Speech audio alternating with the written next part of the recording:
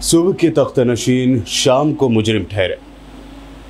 हमने पल भर में नसीबों को बदलते देखा है। कितना है बदनसीब जफर दफन के लिए 2 गज जमीन भी ना मिली कुएं यार में।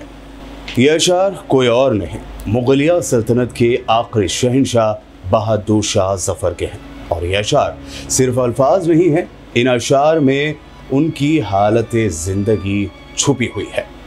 24 अक्टूबर 1775 को हिंदुस्तान पर 330 सालों तक हुकूमत करने वाली मुगलिया सल्तनत के आखिरी बादशाह सूफी बुजुर्ग व शायर अबुल मुजफ्फर सिराजुद्दीन मोहम्मद बहादुर शाह गाजी, जिन्हें हम और आप बहादुर शाह जफर के नाम से जानते हैं। उनकी पैदाइश दिल्ली में हुई। बहादुर शाह जफर का शुमार तारीख के बदनसीब बादशाहों में किया जाता है। ऐसा हम क्यों कह रहे हैं, इसे जानने के लिए पूरा वीडियो जरूर देखें। तो शुरू करते हैं मुगलिया सल्तनत के आखिरी चश्मोचिराग बहादुर शाह जफर की जिंदगी की दास्तान। मुगलिया सल्तनत जब अंग्रेज काबिजीन की वजह से खत्म होने की दहलीज पर थी, उस वक्त बहादुर शाह जफर की 7 अक्टूबर 1837 को दिल्ली के किले में ताजपोशी हुई थी।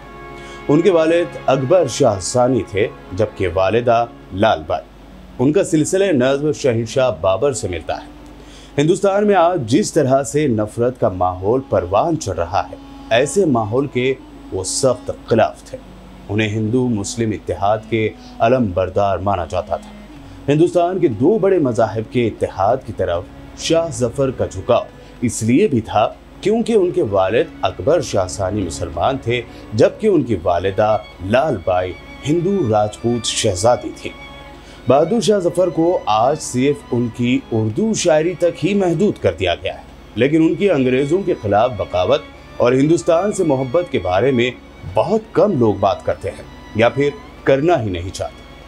ये बात बिल्कुल सही है कि बहादुर शाह जफर के पास वो सल्तनत नहीं रही थी जो उनके बुजुर्ग बादशाहों अकबर आज़म या औरंगजेब आलमगीर के पास थे, लेकिन इसमें शक नहीं है कि 1857 की जंग आज़ादी में उनकी एक पुकार पर हिंदुस्तान के कोने कोने से हर मजहब के लोग अंग्रेज़ों के खिलाफ उठ खड़े हुए थे।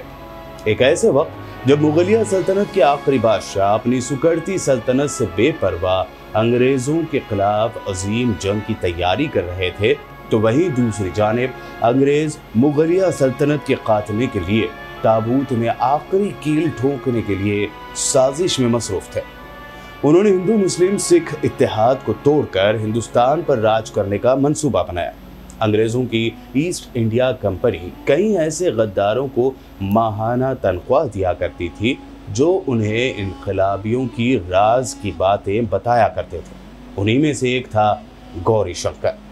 उसने अपने अंग्रेज आकाओं को बताया कि हिंदू मुस्लिम सिख इत्तेहाद को चकनाचूर करना है तो उसके लिए आने वाला ईद उल अजहा का दिन सबसे अहम है, क्योंकि अगर इस दिन मुसलमानों की जानिब से गाय कुर्बान की गई तो फसाद पैदा हो जाए। अब आइए आपको बताते हैं कि आखिर गौरी शंकर ने ये क्यों कहा। दरअसल बहादुर शाह जफर ने गाय के ज़बीहा या गाय के कत्ल जैसे हमारे हिंदू भाई गौकशी जिसे कहते हैं उस पर पाबंदी लगा दी थी। पूरी मुगलिया सल्तनत में गाय के कत्ल को जुर्म करार दिया गया था और मुसलमान इस पाबंदी पर पूरी ईमानदारी के साथ अमल कर रहे थे। ऐसे में जब अंग्रेज़ों ने चंद गद्दारों को अपने साथ मिला लिया और उन्हें ज़ुबाह करने के लिए गाय देने का भी फैसला किया, दूसरी जानिब बहादुर शाह जफर इस बात से बखूबी वाकिफ थे कि अंग्रेज ऐसी कोई चाल जरूर चलेंगे जिससे हिंदू मुस्लिम इत्तेहाद को ठेस पहुंचे। चुनांचे बहादुर शाह जफर ने कोतवाल को हुक्म दिया कि तमाम गायें कोतवाली में जमा कर दें ताकि किसी आवारा गाय को भी फसाद पैदा करने के लिए ज़ुबाह न किया जाए। अब जगह का मसला सामने आया क्योंकि तमाम गायों को कोतवाली में जगह नहीं दी जा सकती थी। इस मौके पर बहादुर शाह जफर को कौमी क़यादत का मौका मिला। वो एक मुसलमान और कौमी आज़ादी की जंग के रहनुमा थे। ईद उल अजहा पर जानवरों की कुर्बानी एक इस्लामी अमल है और हिंदू मुस्लिम इत्तेहाद को बरकरार रखना कौमी फरीज़ा है। बहादुर शाह जफर की तरफ से एक नए फरमान ने लोगों से कहा कि वो जानवर ज़ुबाह ना करें, बल्कि उस दिन ईद मनाएंगे जब अंग्रेज़ मारे जाएंगे। मुसलमानों ने ईद मनाने की इस नई स्कीम पर कोई एतराज़ नहीं किया। हिंदुओं और मुसलमानों ने मुत्तहद होकर नॉर्थ दिल्ली में दुश्मन के कैंप पर हमला किया। वो अंग्रेज़ फ़ौज जो हिंदू मुस्लिम फसादात की खबर का इंतज़ार कर रही थी, हिंदू मुस्लिम और सिखों के मुत्तहदा और अचानक हमले से हैरान रह गए। एक अंग्रेज़ अफसर कीथ यंग ने लिखा कि आपस में लड़ने के बजाय हिंदू और मुसलमानों ने मिलकर ज़ोरदार हमला किया ताकि हमें तबाह कर दिया जाए और हमें पूरी तरह ज़मीन से मिटा दिया जाए। ये कहने की ज़रूरत नहीं कि अंग्रेज़ हिंदू मुस्लिम सिख इत्तेहाद से सबसे ज़्यादा खौफज़दा थे। 1857 के बाद वो मजहबी जुनूनियत को हवा देने के लिए कठपुतलियों की अदायगी करते रहे, जिसका नतीजा हमारी कौम की तकसीम की सूरत में निकला। अभी हालिया दिनों आरएसएस के सरबराह मोहन भागवत ने हिंदुस्तान में हर मस्जिद के नीचे मंदिर की तलाश को नाकाबिल कबूल करार दिया था, तो वहीं उन्होंने बहादुर शाह जफर का भी तस्करा करते हुए याद दिलाया कि किस तरह हिंदू मुस्लिम इत्तेहाद के लिए बहादुर शाह जफर ने गाय के ज़बीहा पर ही पाबंदी लगाई थी।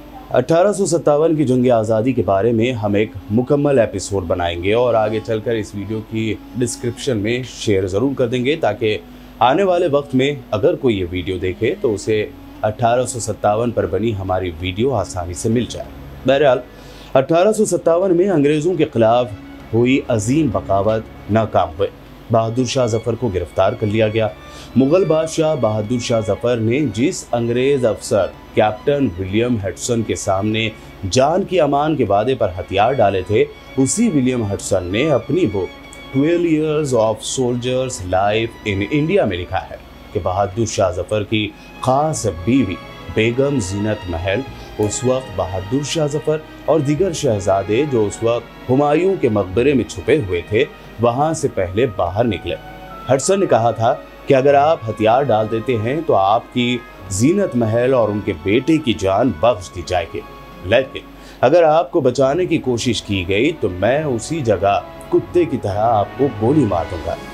फिर हडसन एक और बार जान बख्शने का वादा दोहराने के बाद बादशाह जफर ने अपने हथियार डाल दिए। शहर में दाखिल होने के बाद बादशाह जफर को सबसे पहले बेगम सुमरू के घर में रखा गया। The narrative of the siege of Delhi यानी दिल्ली के मुहासरे की दास्तान में लिखा गया है कि मुगल खानदान का आखिरी बादशाह बरामदे में एक सादा सी चारपाई पर रखे गद्दे पर आलती पालती मारे बैठा था। उनकी शक्ल व सूरत में उस वक्त कोई जाह व जलाल नहीं था, सिवाय उनकी सफ़ेद दाढ़ी के जो कमरबंद तक पहुंच रही थी। दरमियानी कद के आखिरी मुगल बादशाह अपनी उम्र के 80 साल गुजार चुके थे। वो सफ़ेद लिबास पहने हुए थे और उसी कपड़े की पगड़ी सर पर थे।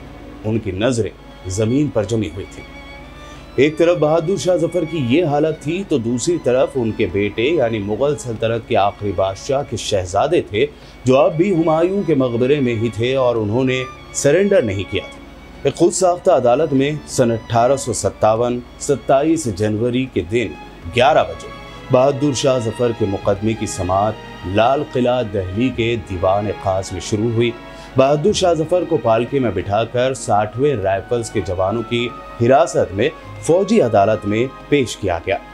82 साला ज़ईफ़ व नातवा मुगल शहंशाह को एक कैदी की हैसियत से तकरीबन 1.5 घंटे तक खड़ा रखा गया।